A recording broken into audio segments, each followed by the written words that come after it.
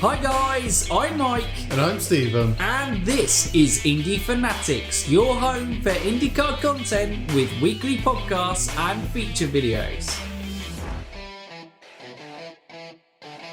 Welcome back to the channel and to another episode of the IndyCar Podcast. It's a place where me and Stephen just talk weekly about IndyCar, though we're coming into the last stretch, obviously before Christmas. So a plan on the channel is we will have one more podcast episode next week, but the last feature video of the year 2020 will be out on Friday this week, and that will be our History of IndyCar series with part 3 of that, and that will be the last feature video, and then we'll be back in January to kind of start off the new year with IndyCar stuff, and then it will be just the home straight counting down to the season, which we cannot wait for. Can't wait to be back at St. Pete. Oh, yeah. But anyway, as you've probably told by the thumbnail, because we make it obvious, as always, we are talking about today we're just going to pick 5 tracks we would like to see on the IndyCar calendar. Yeah, for 2022. Yeah. Because the 2021 calendar is already set in stone. Exactly. So we're not protesting for these to be added. We're not unreasonable people.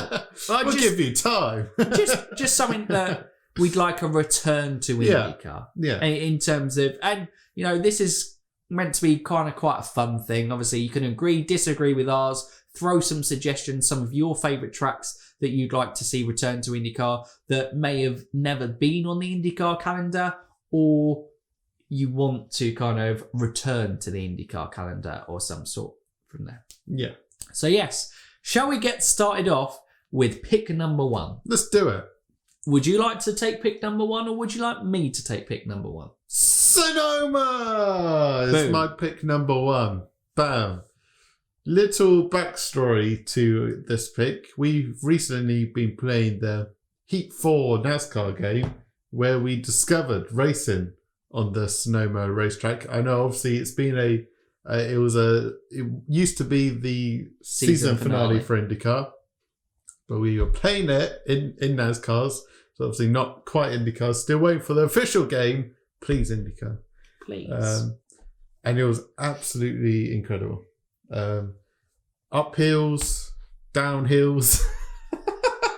The elevation changes are brilliant. That's the technical term. And it was fantastic. It was great fun to try. It does seem a technical challenge. It looks like it's got great overtaking points as well. It just looks a great track. And obviously, as you guys know from watching the channel, we are new IndyCar fans, so we're learning as you are learning, or you know already, and just go, come on guys, you should know this. We're sorry. But you know, I've watched some kind of onboards of Sonoma and watched some kind of footage of races at Sonoma.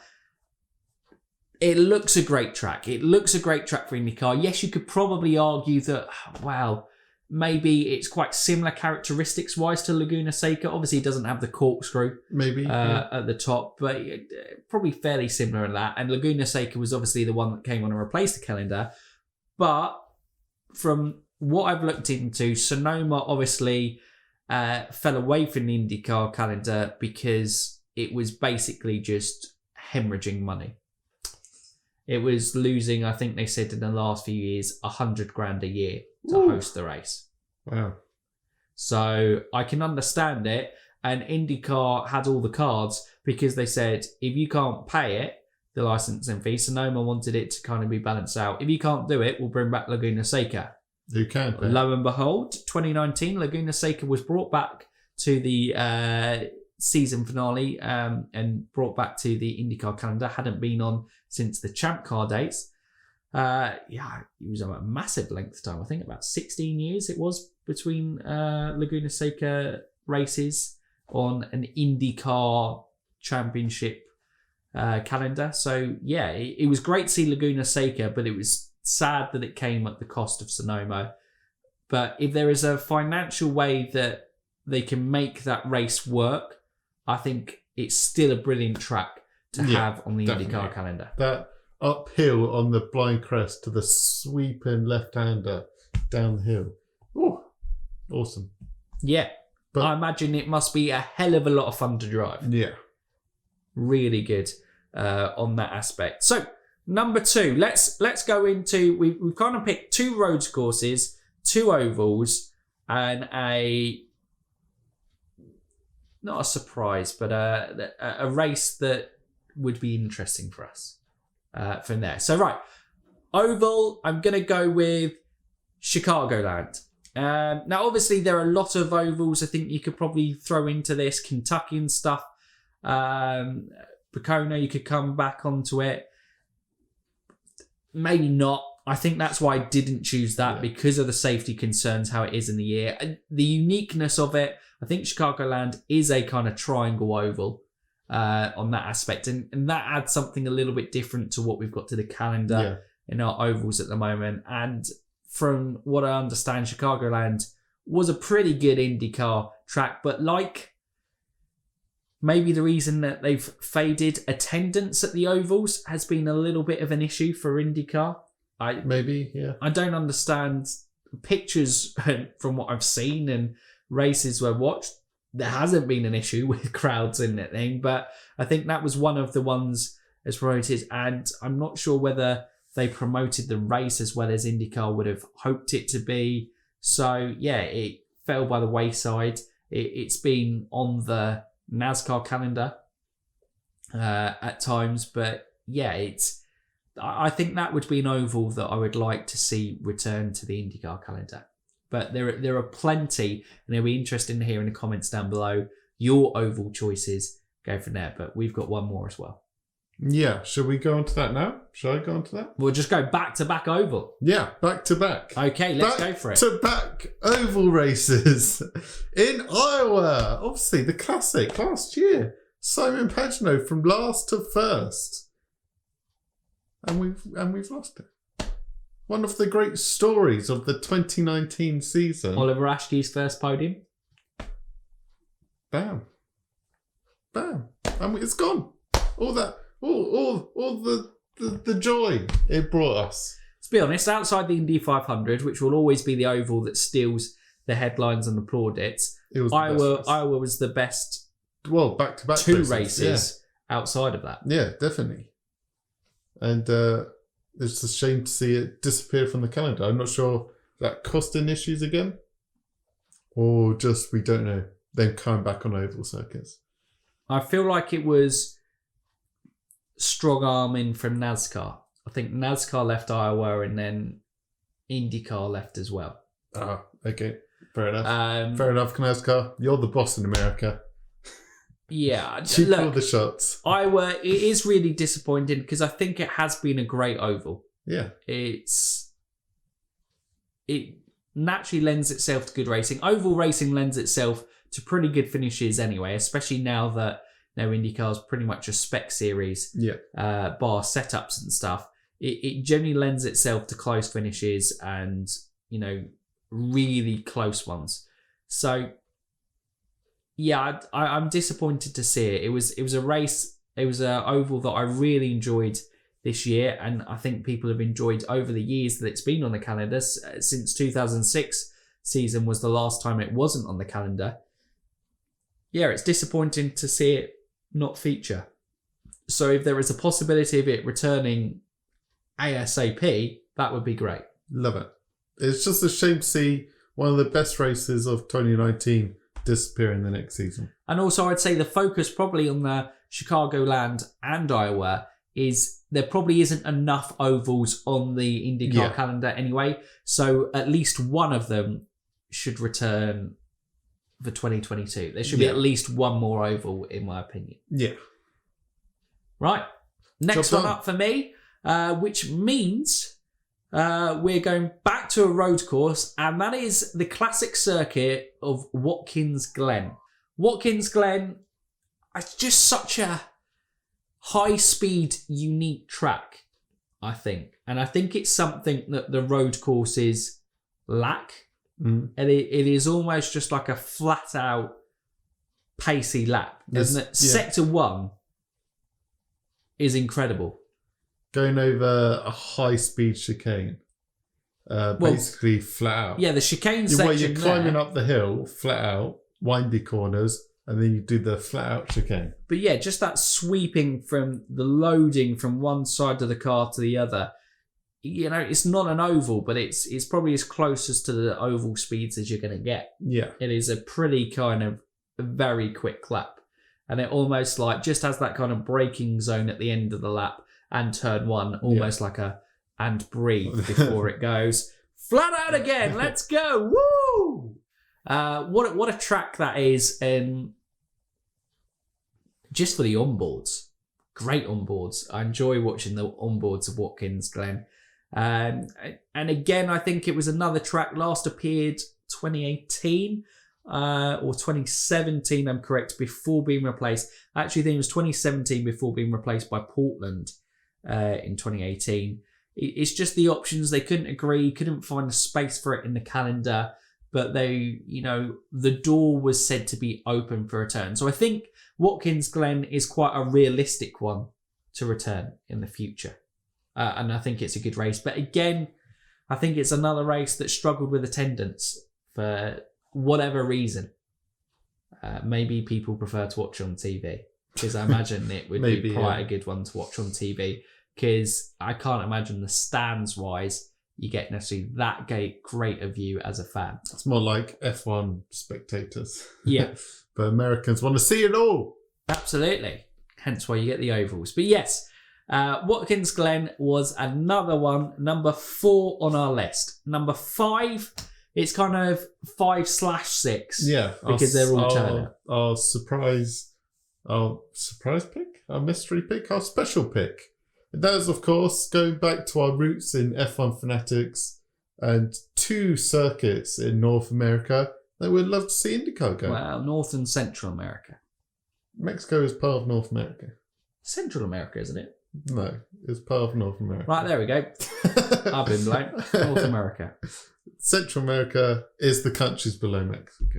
Right, got you. Geography lesson with Indy fanatics. Hey, yes, you learn something new every day. We've got, I'll go with Mexico. Mexico City Grand Prix. Fantastic. High altitude, very high speed. You have the massive long straight, which is a classic for an IndyCar circuit.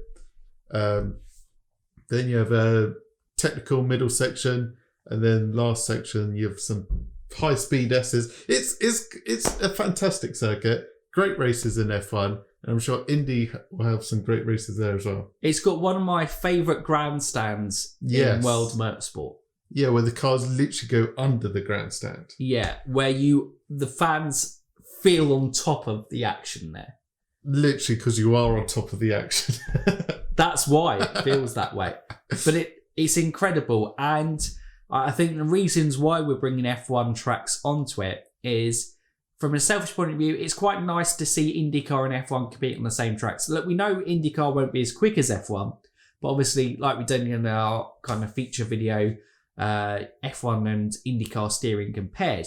It'd be really interesting to see how they handled. And I think that technical section, especially that kind of SE section through Sector 2 before going into the grandstand Sector 3 section of the track, I think that would be fantastic to see IndyCars do that. And with losing COTA on the calendar, I think it'll be nice to kind of get that sweeping S section of it. Yeah. The other one, it would be great to go back to Mexico. Yeah.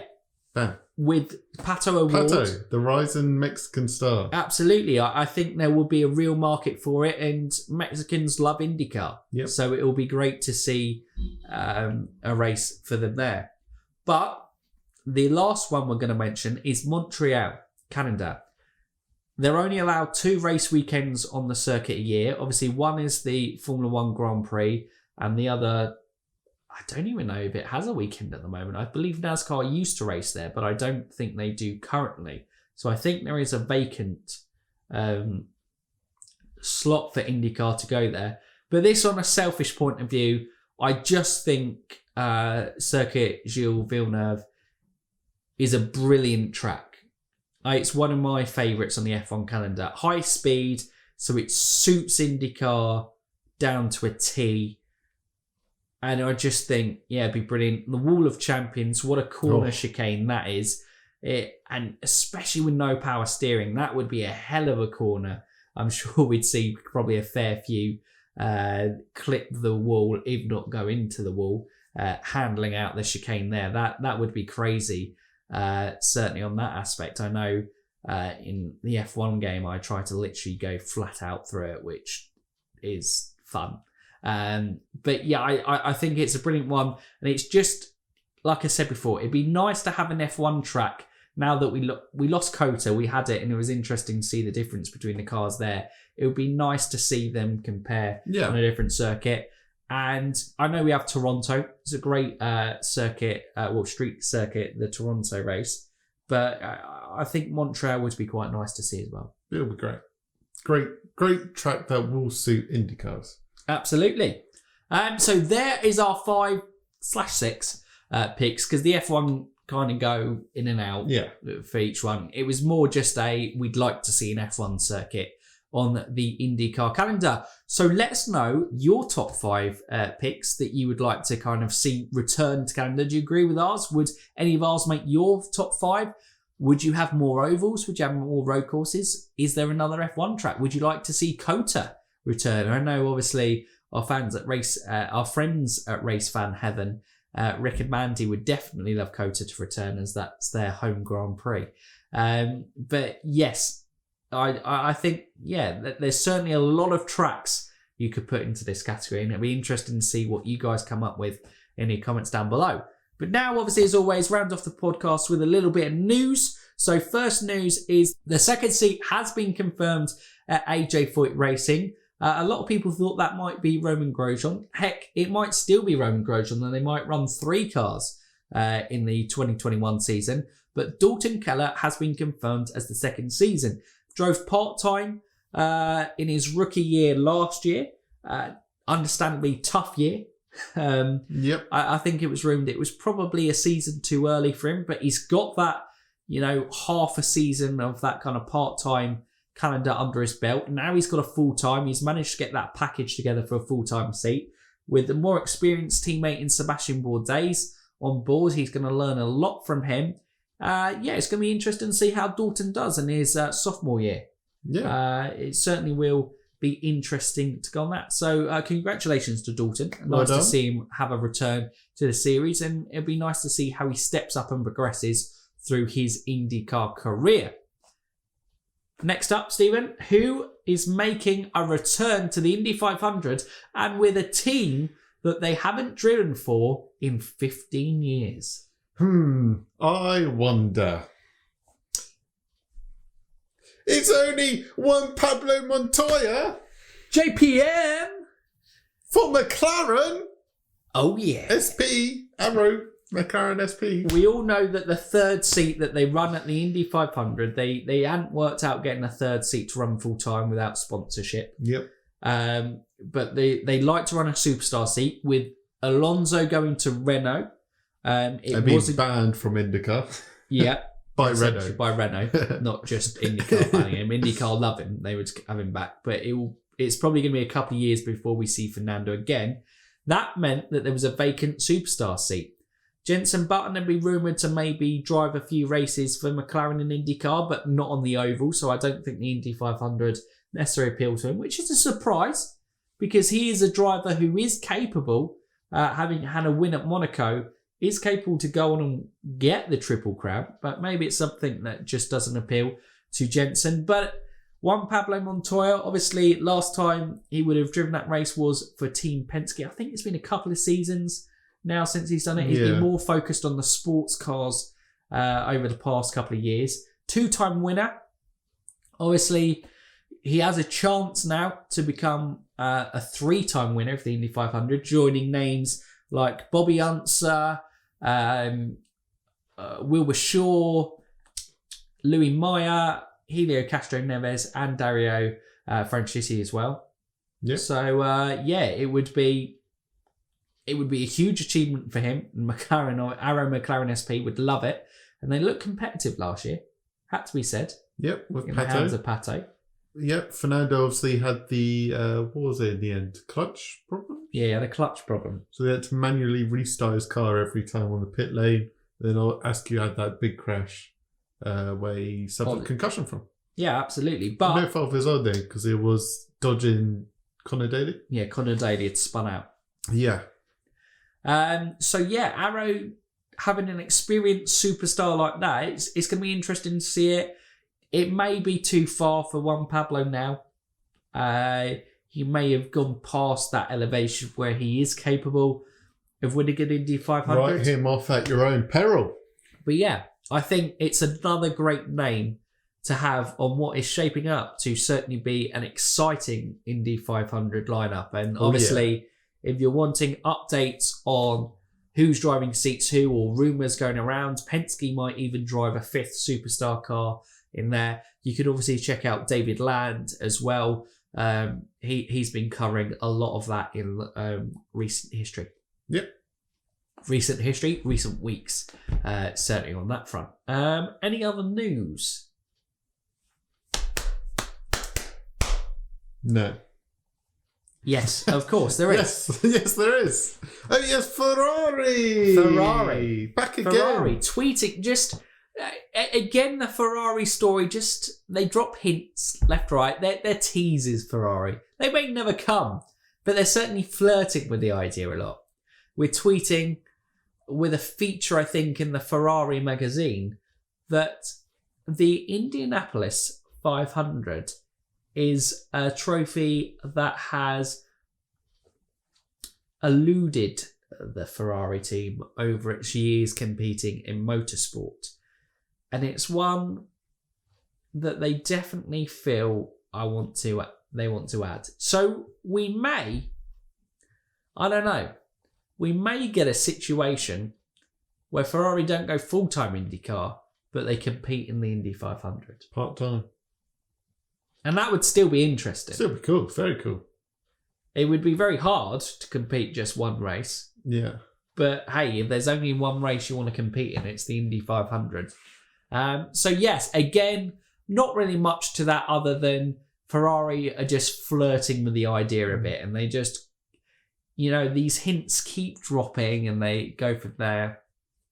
I don't know if they're putting it out as feelers to go how much excitement, how much positivity there is to them maybe competing in the series. Who knows why people do these things and have interactions.